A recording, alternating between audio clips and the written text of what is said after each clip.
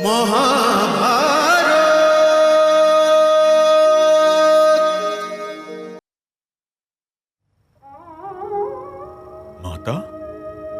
আপনি?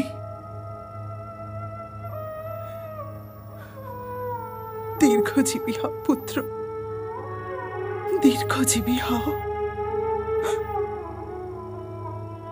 অর্জুন আমার ছোট ভাই মাতা। এই আশীর্বাদের ওপর ওর অধিকার আমার থেকে অনেক বেশি। কিন্তু আপনি এখানে আসার কষ্ট কেন করলেন? আমার তো আপনাকে দেওয়া সমস্ত অঙ্গীকার মনে আছে। আমি সেটা জানি পুত্র।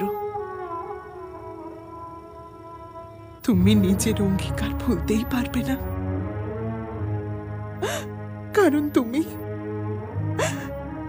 তুমি কিছু ভোলার জন্য প্রস্তুত নও পুত্র। হয়তো এটাই আমার শক্তি মাতাশ্রী, আর এটা আমার দুর্ভাগ্য। কিন্তু পুত্র, আমি তোমাদের মধ্যে কারোর জন্যই কাঁদতে চাই না, কারোর জন্যই কাঁদতে চাই না পুত্র, কারোর জন্যই কাঁদতে চাই না। মমতার এতটা লোভী হওয়া শোভা দেয় না মাতাশ্রী। এটা হস্তিনাপুরে থাকা না থাকার যুদ্ধ। আর আপনি তো ভরত বংশের কুলবধূ। আপনাকে আপনার আঁচল থেকে কিছু না কিছু দিতেই হবে। মাতা গান্ধারী তো নিজের ৯৯ জন পুত্রকে দিয়ে ফেলেছেন।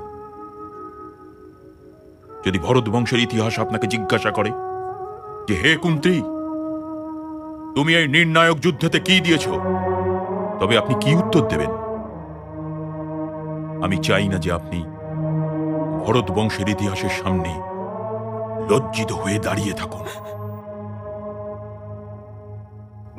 আপনার নিজের একজন না একজন পুত্রের জন্য কাঁদাই উচিত। এই জন্য